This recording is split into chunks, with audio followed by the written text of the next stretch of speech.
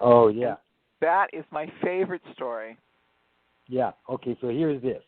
In this world, there's 2 or 3 different ways that you can enjoy the psychic phenomena, and one of them is through trumpets, and they're referred to in the Bible, as speaking through trumpets. Well, there are actually aluminum trumpets that look like a megaphone, a cheerleader's megaphone, only smaller. And they are collapsible. So they collapse down into only maybe a foot and a half long, but they expand out to about 3 feet. And they're made out of aluminum, so they can travel easier through the air. And what you do is you get into a circle. And now you know if you're in a legitimate one or not, because they always start with the Lord's Prayer at these psychic sessions. And then sometimes they'll sing an old religious song, but they'll always do the Lord's Prayer. Then the psychic will go into her whatever it is, and they turn the lights off, and all of a sudden, so we're in a circle, 8 of us, and our trumpets are in the middle of the circle on the floor. The lights are off, and we're ready to go. And what happens is that the trumpets rise up from the floor, and they kind of float about 3 feet off the floor, and they go around, and you can hear people speak to you from the other side through the trumpet. And I would know if it was right or not because my grandmother was from Ireland, and she would have this Irish brogue. Well, okay, and that would come through the trumpet. So one day, we've got the trumpets there, and all of a sudden, a bunch of Native Americans, a bunch of Indians come in to the seance, grab all of these. Now, they're just the spirits. They're ethereal. We're not seeing them. But they're banging these trumpets around, having a great time. So they're having fun. They're whooping. They're hollering. I'm scared to death. We're all scared to death. They're knocking these trumpets together. In the dark, finally somebody runs over to the wall, turns on the light, and immediately all the trumpets fall down in the middle of the circle again around our feet, all banged up. And I mean banged up. I've still got the next time you're over at the house, I'll show you my trumpet, or it's my dad's, with the luminous band. He put a luminous band on his so he could follow it, go around. And, of course, when it would come around me, I'd stick my feet out in front of me to try and trip who was ever there that shouldn't have been. And but that was just being a 16-year-old wise ass. But so that was the trumpet deal. And they banged those trumpets up. And we were freaking out. But finally they collapsed, and we all were. No. Stan, are you there? Okay. So let's see if we can get Stan back online. It looks like his call dropped off for a second. Maybe it's just a technical difficulty. What I really like about listening to the stories about Stan is that he's an excellent storyteller. He has the ability to take his information from the beginning to the middle to the end and keep the story together sequentially. So it is an inspiring process to listen to him because it makes perfect sense. Hey, are you there? Stan? Is Tera Stan? there? No, I don't know. I'm going to call back in. Is there anybody else there? Just me, I guess. Yeah, okay. We're still here. Everybody's still here. Okay. I don't know why Stan dropped off. Tera, we've still got you. Everything's the same except Stan. Hey, Tara, are you there? Huh. Their phone number. So let me see. Did y'all call in on Skype? The 111 number? No. I called you on Skype before the show started. It's just we're all in on muted. landline. Hello. Hey, there you are. There you are. Okay. Yeah. Good. Yep. Sorry. So no, please don't apologize. It's nothing. The story that you tell is so perfect because of how it's sequential. The hobby, the trumpets, and you showed me your trumpet one time, and it is really lightweight. I never thought about the weight. The spirit world does need things that are light. So what a great story, and what a great introduction to you to understanding how to assess a psychic for being a real psychic and being a fake psychic, because there's a lot of fakes, but there's not a lot of real psychics out there in the world. Oh, for sure. You know what? It's the easiest profession in the world to be a fake at. You know, totally. Because how do you know? I see your sister Mary here. You know, big deal. So, but you know, so that's why it's so much fun when we find somebody like you, and you know, yeah, are you kidding? So, yep.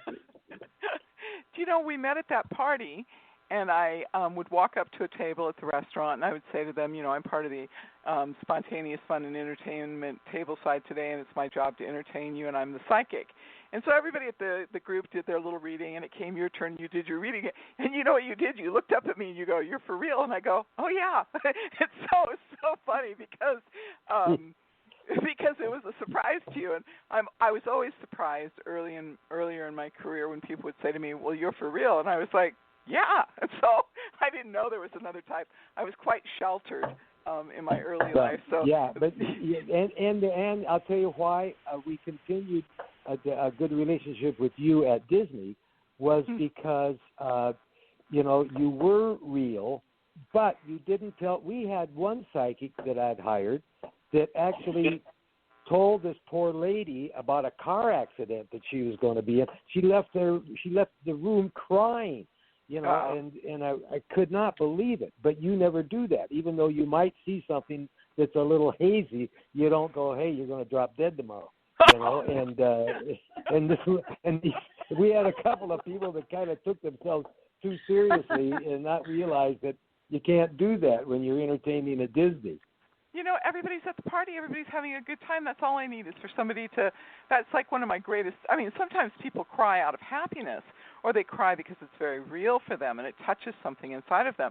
But it's my biggest fear to make somebody upset or cry. Everybody should get up from that table feeling happy and feeling good. Yeah, you do that. Yeah.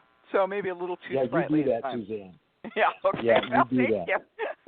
Tell me one of your favorite stories, Stan. We're buzzing through time here, and I just want you to tell me your personal favorite story, any category that you so desire. I want to hear your favorite story. Whoa! That I can actually tell. Gosh. I know. So many stories that just are not. Oh man. Tinkerbell. Dug in your Tupperware.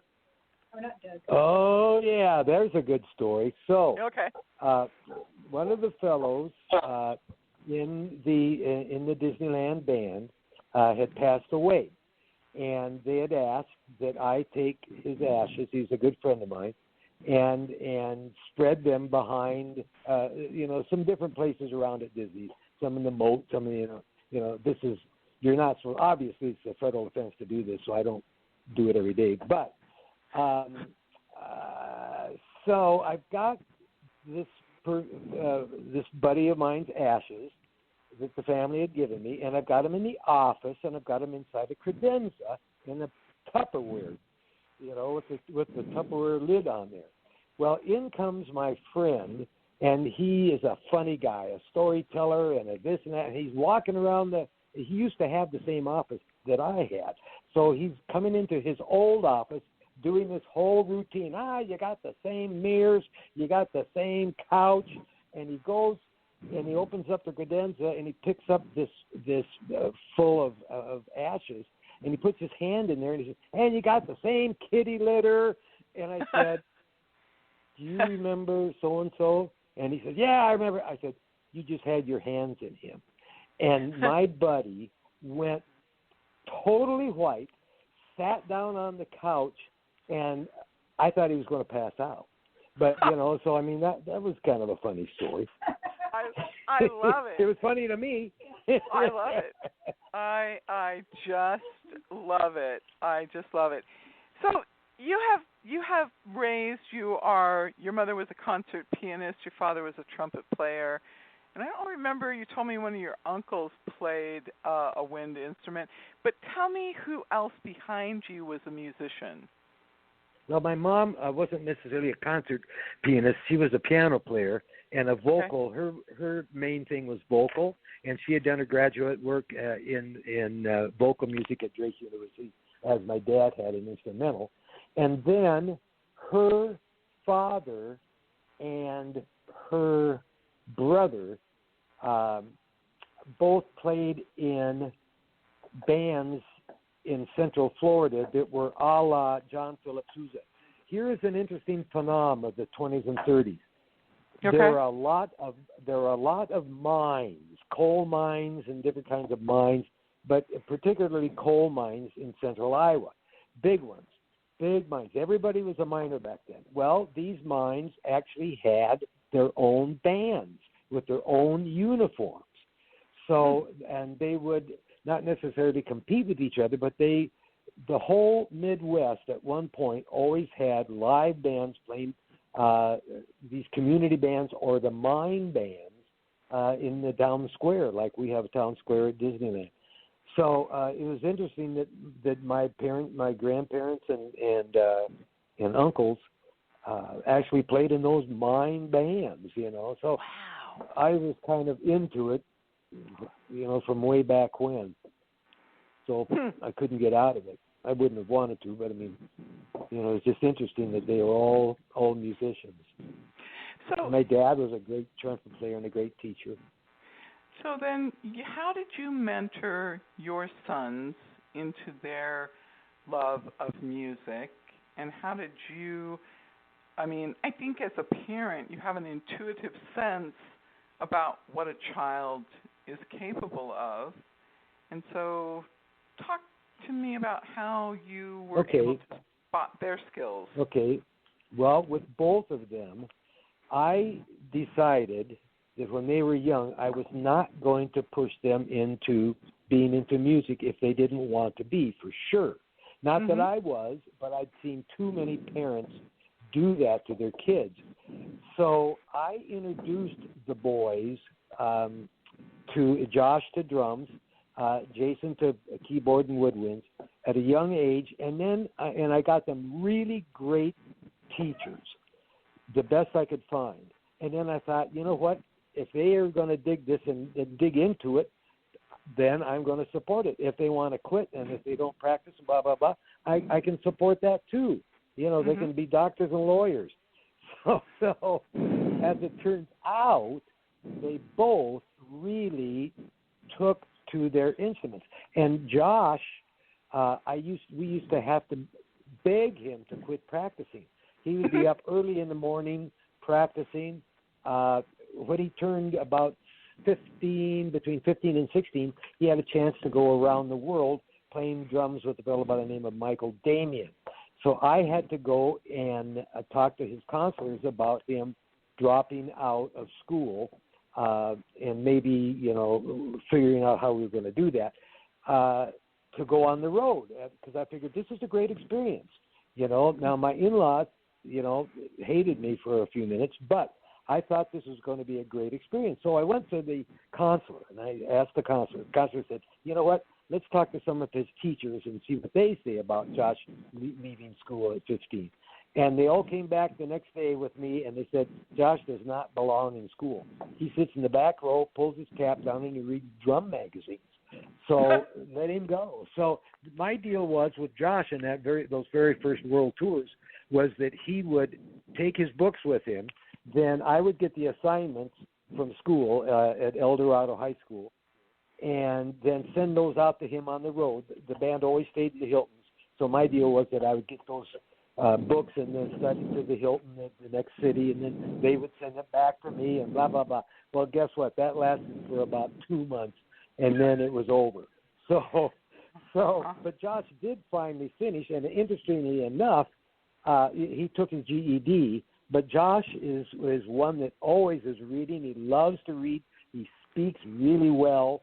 He can conjugate a verb, and he loves reading. You know, so you don't necessarily have to do the what? Oh yeah, he journals too. Yeah, and so you know, education comes in a bunch of different colors, and so that was his, and it worked, and so then. Both boys, so I let them just, and the same with Jason. I just figured if they're going to show an interest and if they're really going to practice and really going to love it, I'll support it. If they're not, then I don't.